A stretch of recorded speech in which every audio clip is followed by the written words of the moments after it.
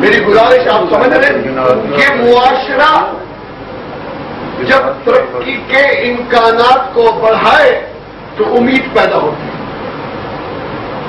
آپ پر امید ہو جاتے ہیں. آپ کہتے ہیں کہ میں تھوڑی سی محنت کروں گا، میں ترقی کر جاؤں گا، میں ترقی کروں گا، میں محنت کروں گا، میں پاس ہو جاؤں گا، میں محنت کروں گا، روزگار مل جائے گا، میں محنت کروں گا، مجھے اپنی شخصیت اور صلاحیتوں کے اظہار کا موقع ملے گا.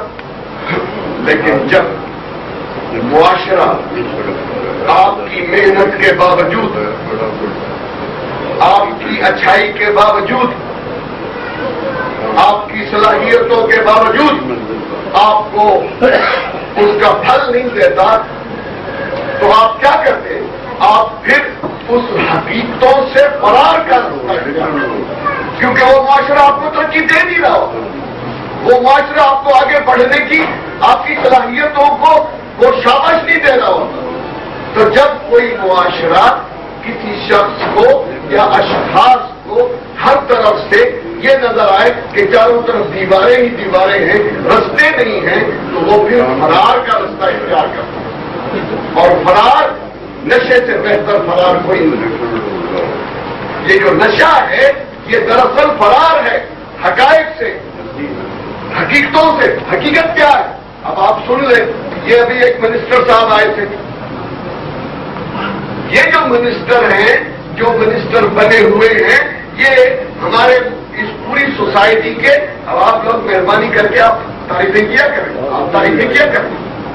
یہ تعریف کرنا اچھا ہوتا ہے، سب کی تعریفیں کیا کریں. اس وقت سب کی تعریفیں کر رہے ہیں، سب لوگ سب کی تعریفیں کر رہے ہیں. لیکن آج وہ اس ڈرگ کے ہینڈز کے فنکشن میں آئے.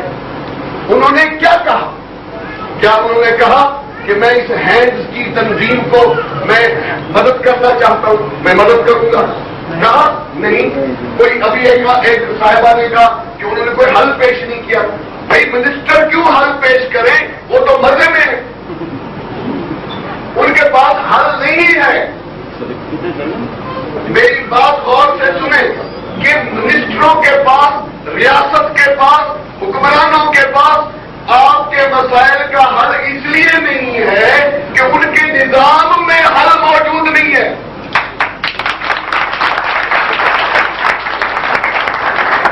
ان کے نظام میں حل موجود نہیں ہے. یہ جو لوگ نشہ کرتے ہیں یہ آپ کے نظام کی ناکامی کی وجہ سے نشہ کرتے ہیں. آپ کا نظام ان کو کوئی امید نہیں دیتا.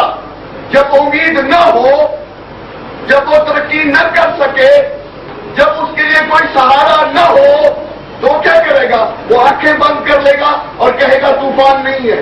وہ آنکھیں بند کر لے گا کہ میری ماں باپ بھوکے نہیں ہیں. وہ آنکھیں بند کر لے گا کہ میرے کچن میں اگر روٹی نہیں پکتی تو کوئی بات نہیں، میں نہیں دیکھ رہا. بے روزگاری کو وہ دیکھنا ہی نہیں چاہتا، غربت کو وہ دیکھنا نہیں چاہتا، وہ بھوک کو دیکھنا نہیں چاہتا، افلاس کو دیکھنا نہیں چاہتا، اس لیے نشے کرتا ہے. آپ کے نظام کی ناکامی کی وجہ سے لوگ نشہ کرتے ہیں. اور آج میری بات سن لیں آپ سب لوگ، اس نظام کو بدلنا بہت ضروری ہے. یہ نظام ناکام ہو گیا ہے. اس نظام میں ترقی کرنے کی کوئی امید نہیں ہے. یہ سب جھوٹ بولتے ہیں. میں وکیل بھی ہوں اور استاد بھی ہوں. وکیلوں کا استاد ہوں، پروفیسر ہوں، پڑھاتا ہوں. میری بات غور سے سنیں. اگر ہم سچ نہیں بولیں گے تو پھر کون سچ بولے گا؟ یہ نظام سڑکیں بنا سکتا ہے، بلڈنگیں بنا سکتا ہے کیونکہ ٹھیکے ہیں اور اس میں کمیشنیں ہیں. بلڈنگیں بنے گی، سڑکیں بنے گی، پتھر اور اینٹ کا کاروبار ہوگا.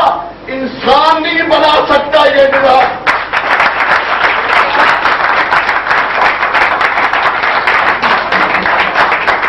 آپ لوگ یہ سمجھتے ہیں کہ وہ نشہ کرنے والا برا آدمی ہے. نشہ کرنے والا برا آدمی نہیں ہے، بڑا مخلص ہے، بڑا محبت کرنے والا ہے. وہ اپنی ماں اور باپ کی تکلیفیں نہیں دیکھ سکتا، اس لیے نشہ کرتا ہے.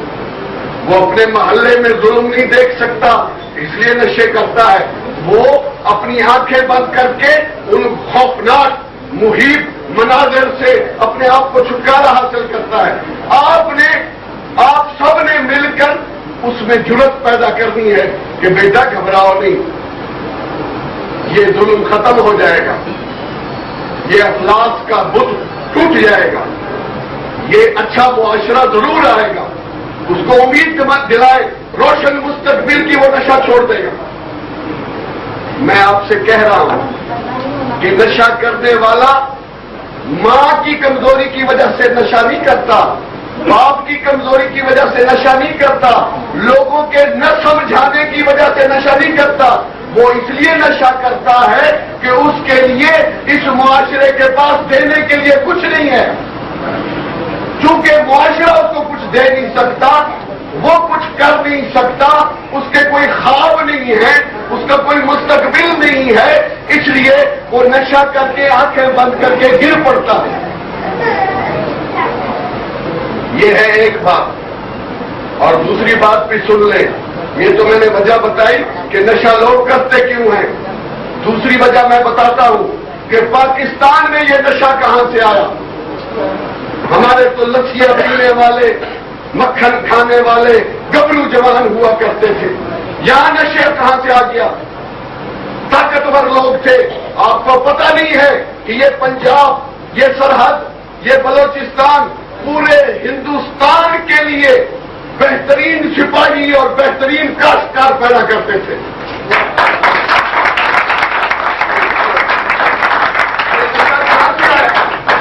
یہ نشہ، میں ایک بار افغانستان گیا تو میں وہاں شکایت کر رہا تھا کہ آپ لوگ یہ پوسٹ کی کاشت کرتے ہو، آپ یہ ہیروئن کی ٹریفکنگ کرتے ہو.